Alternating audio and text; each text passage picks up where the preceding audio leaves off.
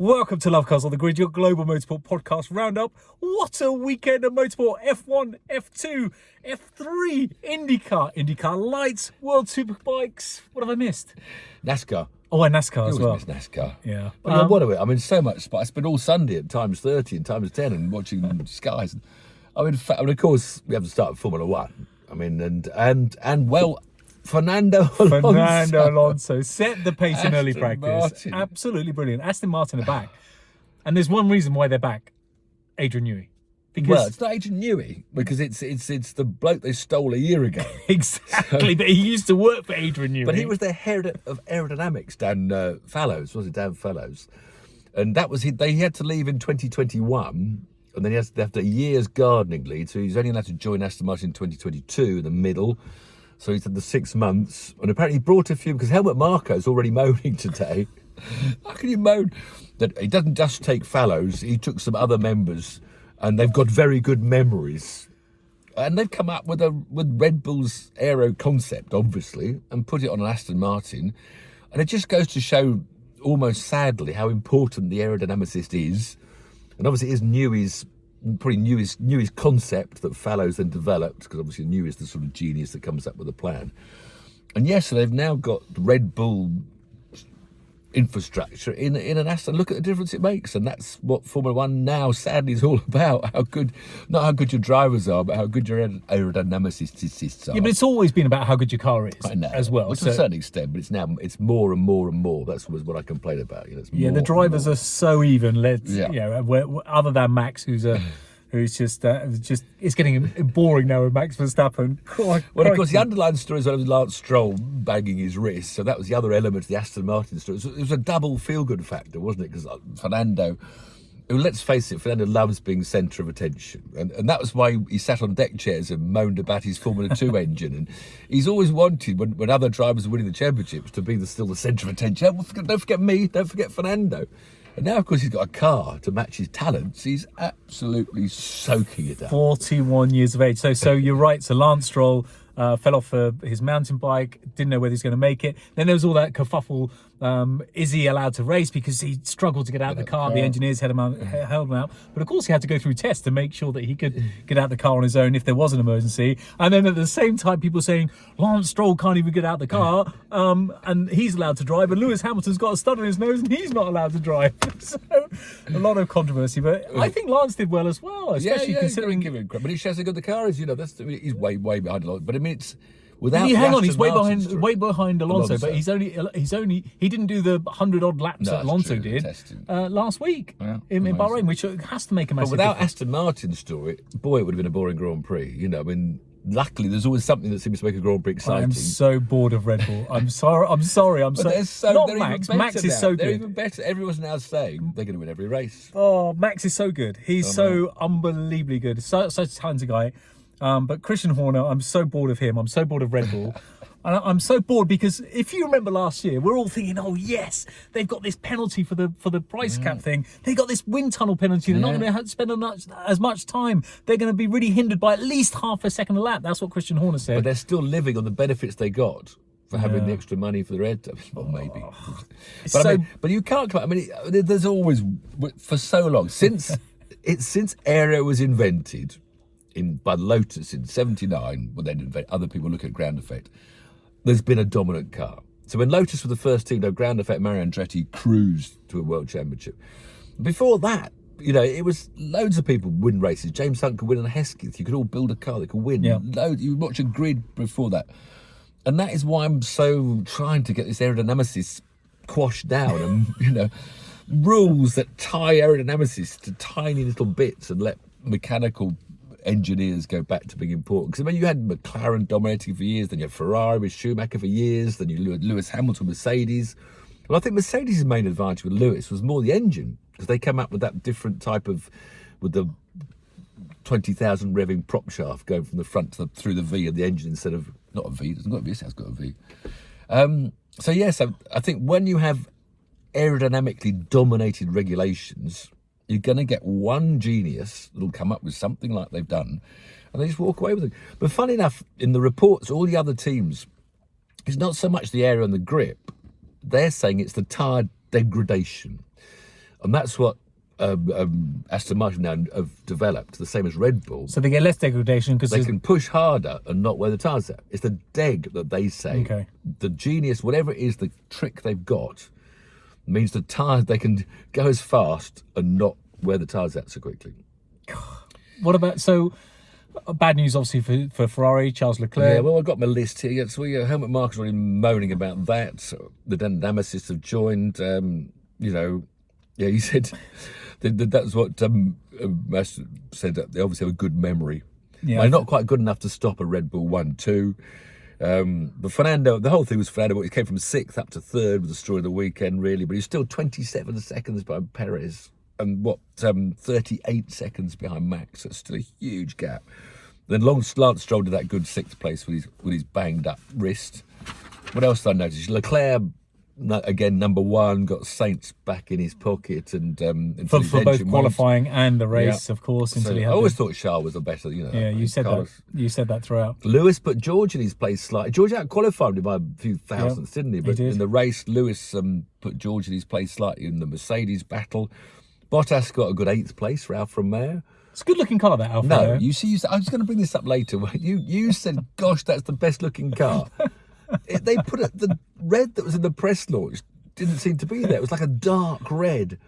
And I told you the Aston Martins look like Mercedes. They both look black and black. No, It they're was completely so dark different. The green, Mercedes look good as so well. dark. Your mate Jeremy Clarkson was on the grid. He Yes, it was- he said Alfa Romeo as well. So Close up, it might look good, but out on the track. Gasly was one of the other stories that got I'm lost. so like pleased. 20th, and they're running the full pink colour scheme at the moment. I think they're going back to the pink and blue at some stage, but that looked good, stood out well. But we never saw much of Gasly, didn't we, the race? So he was out qualified by Ocon. He had a terrible qualifier. He had his lap discounted, Gasly. Absolutely. So, but he did. Great drive, 20th to 9th. Yeah. So he absolutely. Because I'm not a massive Ocon fan, so I was quite pleased that Gasly. Well, he spent the race driving for the pits, Ocon. He got pinged first for not being in the right place on the grid, so he had to come in for that. And then the mechanic moved before the 5-second penalty, and then he got another ping, and then he sped out the pit lane and got another ping. So Ocon spent half the race going in and out the pit lane, whereas Gasly had a tremendous race. Yeah, he did. Had a really good race. It's going to be interesting, those two. They're going to be closer than you think. Yeah. I think from qualifying, Ocon kind of had the slight edge there, but Gasly just had a bad time. Yeah. What about Albon? Yeah. Another point. How often is it we're praising? Hooray, Williams got 1 point.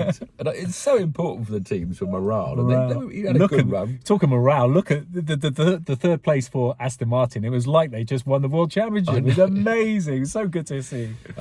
He held off Yuki Tsunoda. Yuki Tsunoda, good job putting De Vries in his place slightly. Everybody thought Nick De Vries might upset Yuki's year. You say that it wasn't that dominating, was it? It was well ahead of De Vries, the whole qualifying and the race.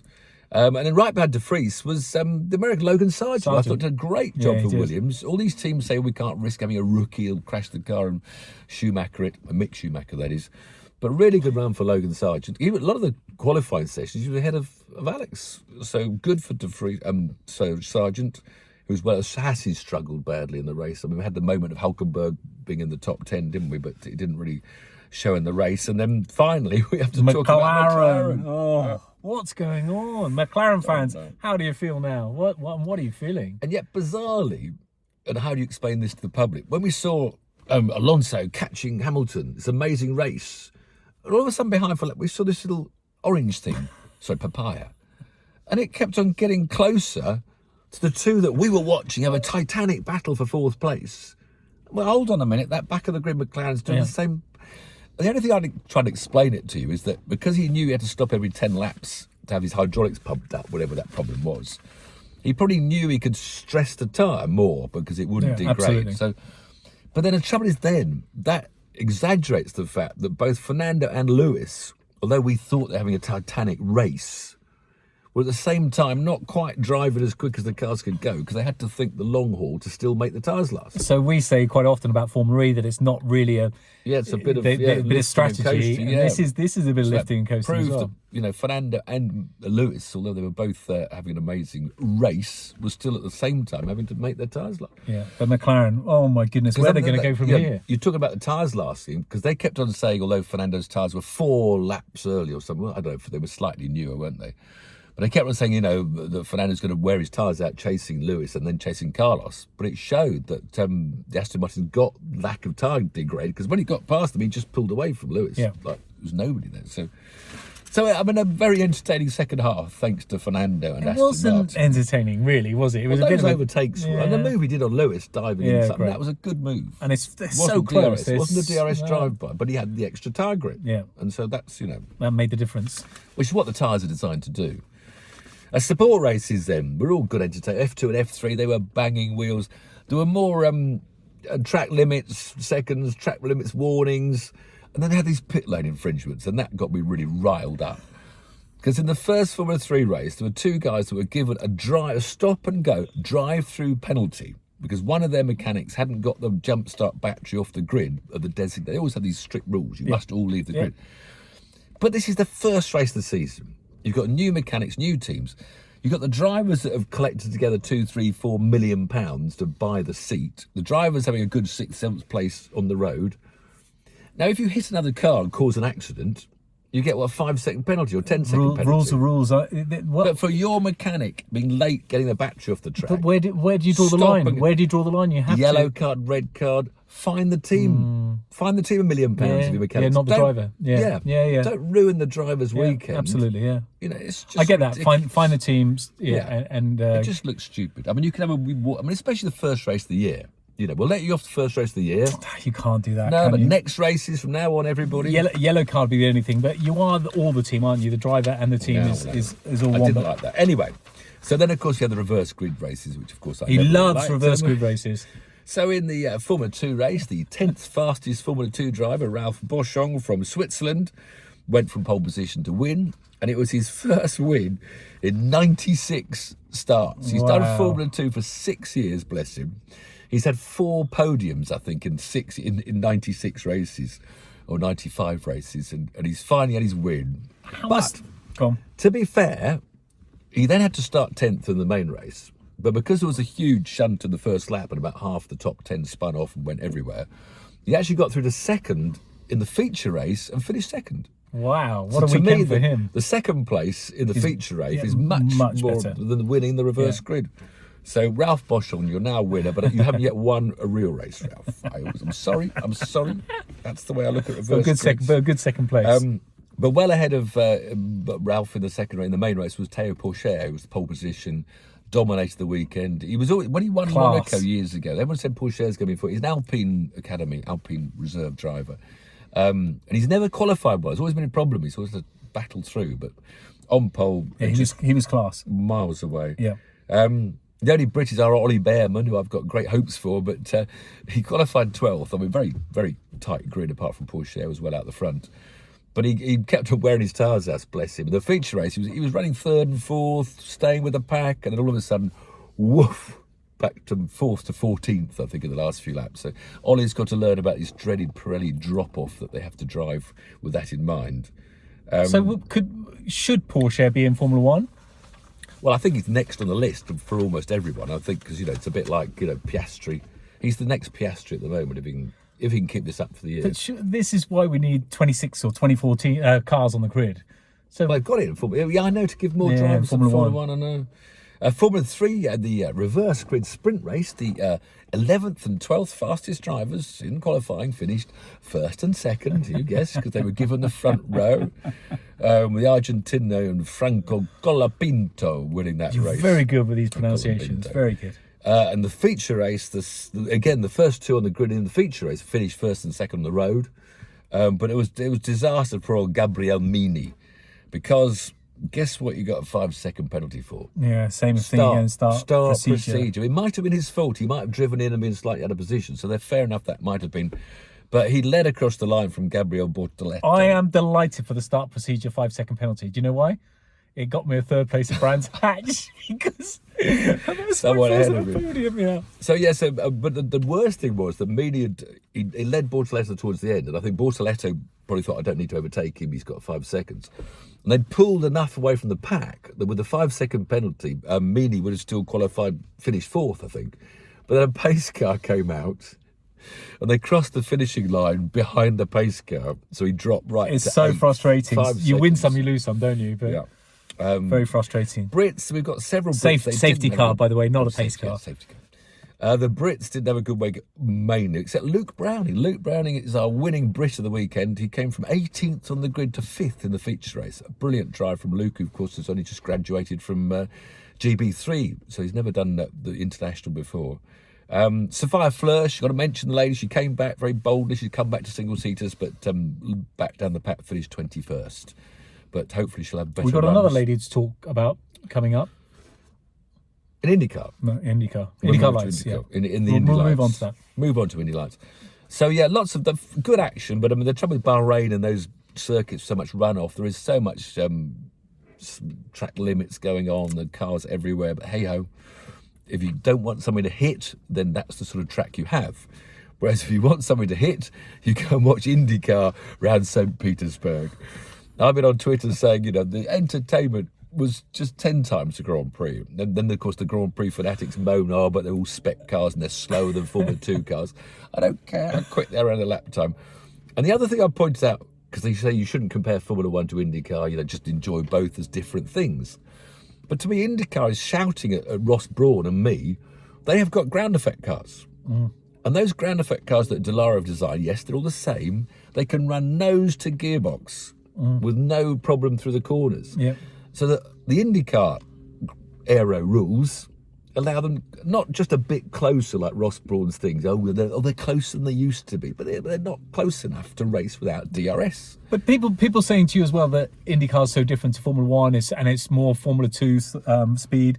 But Logan Sargent's just come in and proved that he's quick. He's Roman's quick. Good. Yeah. But it was all going to be Romain Grosjean's day. And Roman, I much loved driver. I think I loved him before his speed before was great. Did you? See, I only fell in love with him after his accident. After the big accident. How did he get out of that? I just do not know. It's just But it like was a Hollywood movie. his weekend. He was on pole for the first time and dominated the race until there was a safety car, and the crew of Scott McLaughlin got Scott out just ahead of Romain. Well, then it might not even be a safety car because they have to have green flag stops because they have to stop during the race to fuel up and change the tyres. So he was then following Scott McLaughlin, and then McLaughlin had to pit. They came out the pit lane. McLaughlin came out the pit lane as on cold tyres, something we're looking forward to in Formula 1. Not so easy on your first lap if your tyres aren't in an oven. Oh, I'd love that. That'd be so good. And Grosjean got virtually, he was a car length, it was just back of his car ahead, but he was on the outside because obviously McLaughlin gave him the outside. And as he turned in, McLaughlin on his colder tyres locked up the rears, clattered into Grosjean and took them both out. And they're very honest in IndyCar, I find. A lot of the drivers, and McLaughlin, he was almost in tears afterwards. He's mates with Grosjean. I know I'd done it, I got suckered in and then the rears locked. Yeah. But there were a lot of shunts. So in terms of Grosjean, just before we go on to that, if Grosjean had a nose stud, do you think that would have affected anything when he had that big fireball? There's fuss about Would have been very hot. Yeah, he's still got his. But it was a crash street, a lot of race. There were 27 cars around this 1.5 mile. I don't know how long it is. Very short track, and there was a huge shunt on the opening lap. Which, if you haven't seen it, it's pretty terrifying because the last car comes in. There's a car stopped sideways on, and the last man in that's still going too quick hit him in the middle and threw it straight up in the air, about 10 feet, literally threw the car up in the air. But it was basically, there's a nasty sort of turns 2 and 3 as an S-bend, very high speed, and it was actually Scott Dixon clashed in with Felix Rosenquist to put Rosenquist in the wall. Everyone then checks up like mad, and of course the guys at the back don't see it, they're still full throttle, and it was, I forget what it was, went to the back of... anyway, how many cars went out? 5 cars went out in that shunt on the opening corner. Then later on, it was another nice. Rinus VK went into the wall, and Jack Harvey, the leading British driver, went straight into him because he stopped. No relation to Tim. No relation to Tim. And then Kyle Kirkwood, again, hit the 2 cars blocking the road and flew over the top of the 2, landed like a nosedive. Who actually continued after that. He went back to the pits and had a new nose. Another later on, Will Power took out Colton Herter, whereas most of the drivers say, sorry, mate. Will Power said, no, I was there, mate. He knew I was on the inside. It was your fault, Will, that one. So now we've got a new race now. So now we've got Pato Award, but then when the restart after the Grosjean crash, Pato Ward and McLaren, and he leapt away at first, looked like he was going to cruise to the win, but then Marcus Harrison tracked him down with Scott Dixon behind him. We had 3 cars going into the last 5 laps. It was a proper race. And poor old Pato, he had a bit of wheel spin coming out of the corner onto the main straight, long straight. And all of a sudden the car hesitated and coughed. And apparently it was what they called, it was an explosion in his plenum chamber. Can you tell me what that is technically? Plenum. Yeah, hopefully you got some notes on it. No, I think it was a plenum explosion. So the car just coughed and hesitated, and Ericsson was past him, went on to win. So Pato was in tears afterwards, and they do all the drivers' interviews straight away, the top 6, and how did you feel? What about British Callum Ilott? Callum Ilott, so I'm glad you mentioned him, because he missed all the shit. He only qualified 22nd. This is what you can do in IndyCar. If you get your strategy right, and you have to stop from them. They're not red tyres anymore, they're green. Probably because they're sustainable. I bet that's sustainably designed now. So the softer tyres are green sidewall, the alternates, and then you have the black sidewalls, which are slower and last longer. But they seem to be, whereas in Formula One, they seem to be sort of very different. These are sort of cleverly consistent but different. They don't go off as much. Anyway, and he came from 22nd to finish 5th. Strategy, keep nose clean. Brilliant run. Did a nice interview. I hope he does well this year. He's a super talented kid, and he's very likeable as well. It's very likeable. Yeah. Then, of course, Indy Lights, now Indy NXT and Indy Next. We've got 3 British drivers out there, had rather disappointing results. Enam Ahmed, who started the pack in the middle, was in the wall on the first lap. He was out. Pole sitter Louis Foster on pole, but he battled at the front of the race for half the race, ended up in the tyre wall. And poor old Jamie Chadwick started right at the back and battled hard at the back and ended up in the tyre wall. So all the Brits, I think Lewis, Foster and Jamie both got to the end of the race, having had repaired nose cones. Not the start Jamie Chadwick or the female supporters would want. But a really hard track to go in at the deep end, because you wouldn't have ever driven around there. There's no test, you would have a simulator. Sim, of course, yeah. Tough cars to drive, and it really, if you haven't watched it on telly at all, it's just the best, raciest, street track, but it's just wall to wall to wall to wall to wall. So that was all the American. So they're kissing the walls on the way out. Oh, loads of kissing walls. Those are wall kissing. Yeah. So it was amazing, really entertaining. I'm sorry it's racing. I'm sorry it's not the most high-tech cars, if that's what you want to see them go round and round with degrading and going half speed. Still over in American NASCAR. I was up till about midnight. I'd watched a lot of telly. You were with your mate though, so it wasn't so bad. He went to bed for the NASCAR. Steve from Motor Passion. That wasn't Steve. No, that was Graham Duxford, the South African guy who was nice. Okay. NASCAR to Las Vegas, which never produces the closest of racing. It's a 1.5 mile oval. But it can go for. There's some moments after starts. It's very exciting. They're close, but not many yellow flags, not many incidents. It is nuts, those starts of NASCAR, isn't it? Absolutely nuts. These cars touching each other, a train of 10. Anyway, it doesn't matter, because Kyle Larson, the number 5, worked his way to the front. He's about 6th on the grid. And with about 3 of the 270 laps to go, he had a 4-second lead. And this happens so often in NASCAR. The commentators say, we need a yellow now. And I forget it was someone spun, hit the wall. So then it's all yellows. Then they go to the pits. Then you have to decide, do we go to the pits? We take 4 tires. Then it's pace car. Stay out, pace car. Yeah. One guy stayed out. The 11 of Hamlin didn't change any tires, and the others all went and had 2 tires. You could 4 tires. You'd start from 10th, but then you might anyway. So the 2 tires you just go from one side. You wouldn't go. Yeah. And then restart, and he got boxed in. So tell me. So William Barham what's his team? Kyle Larson's team? Hendrick Motorsport. So Hendrick Motorsport. Can't you get Kyle Larson's biggest fan a ticket to one of the races? Would you ask for his autograph? Already got it. No, there we have. We went out there, mate. Yeah. He is. But to be fair, it was his teammate that won it. Kyle Larson. If you're watching this, do you know who this man is? He's racing Le Mans. He's 14 Le Mans, Grand Prix driver. Anyway, and he's going to go sideways. William Barham won it. Actually, Barham had dominated the first half of the race, and he had a bad pit stop that allowed Carl to get ahead. I was picking you up then. I know you were. Well, all the Chevrolets, I'm just saying it's all the same team. They finished first, second, third. Hendrick invitation. So that was NASCAR. Not the most exciting. I have to say, not the most exciting. They're not always exciting. Nor is every IndyCar race exciting. Nor is every Formula One race boring. It was a boring race. Okay. What else do we have left last week? The World Superbikes down in Indonesia. And this Alvaro Bautista, last year's champion, who's come in and upset the books with his Ducati, had 2 more wins and then fell off battling with Jonathan Rea in the 3rd race. So he's increased his championship lead. Top Prag. Razgatsonogu. Not, yeah, but you didn't say it right, did you? What did I say? Razgatliogu. Razgatliogu. No, that's how his friends say it. You put an S in the middle. Yeah, that's how his friends say it. He took the 3rd win. So but the Brits, 3 Brits, no podiums for Jonathan Rea. Jonathan Rea's having a bad year. He's 6th in the championship. 1 podium. The only British podium was for Alex Lowes, who's now 12th in the championship, and Scott Redding, bad season with his BMW, is now 17th in the championship.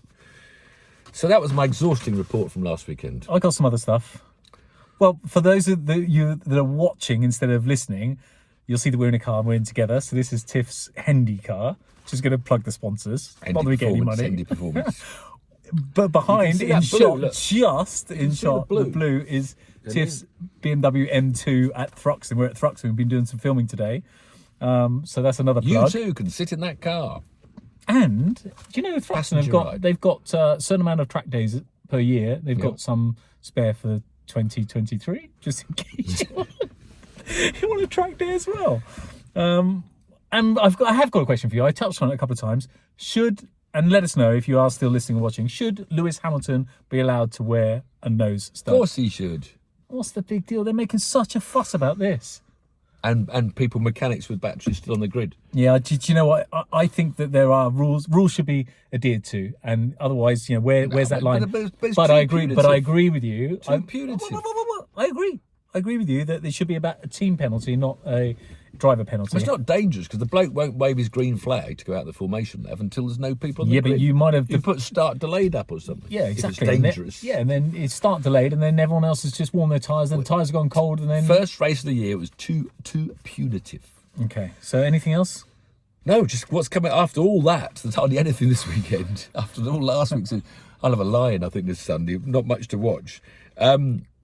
But I think we've never talked about them, so I'm going to have a little word about the Repco, they're called, the supercars down in Australia, which we should report on because it's brilliant racing. It is amazing racing. I mean, it's like it's halfway between NASCAR and BT touring cars. It's almost nearer NASCAR than it is, and it's just... But it's different now because Holdens have gone, new rules. It's the Gen 3 cars, and so this year the only cars on the grid instead of Holdens and Fords. There are 14 Chevrolet Camaros against 11 Ford Mustangs. They've got different regulations. And as they see it, to increase the racing, to make the racing better, what do you think they've done with the new generation to help make racing better? Go on. Reduce the aero. Reduce the aero. Motorbikes, MotoGP journalists are all now writing that the aerodynamics is going to ruin motorbikes. The way it's going, these little winglets and stuff. Every time we let these brilliant boffins run our motorsport, they should be flipping well designing aeroplanes, not cars and motorbikes. So they have got their first round, the middle of the night for us, obviously, in Newcastle. Obviously not the Newcastle in the football ground up north, but Newcastle. I think it's on the seaside, actually, in Australia. It's not far away. I used to live there back in the day. NASCAR, of course, they go to the 1 mile Phoenix, the low bank Phoenix. So that's a totally different track from the speedways they've been at so far this year. And, oh yes, the only thing on our side of the planet, if you do want to watch some beach buggies going around the Saudi sand, you can watch them. But you will have to listen to 2 commentators shouting non-stop from one to the other.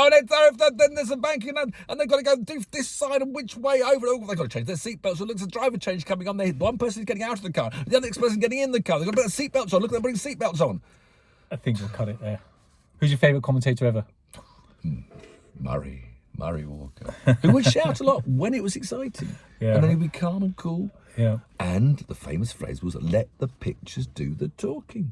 But nowadays... You don't have to tell us what we're looking at because we are looking at it. Unless you're doing it not on TV, unless you're doing it on radio. That's a different commentator. Yeah, it is. You're right. Radio commentator does have to paint the picture non-stop. Good. So that's your choice. In fact, there's no choice in this side of the world to watch live apart from XE. There you go. Heard it straight from... Cheers, everyone. Come to Thruxton. Passenger ride with Tiff. thruxtonracing.co.uk. Why don't they sponsor us? They should sponsor us. Shouldn't they? Yeah. They should sponsor us.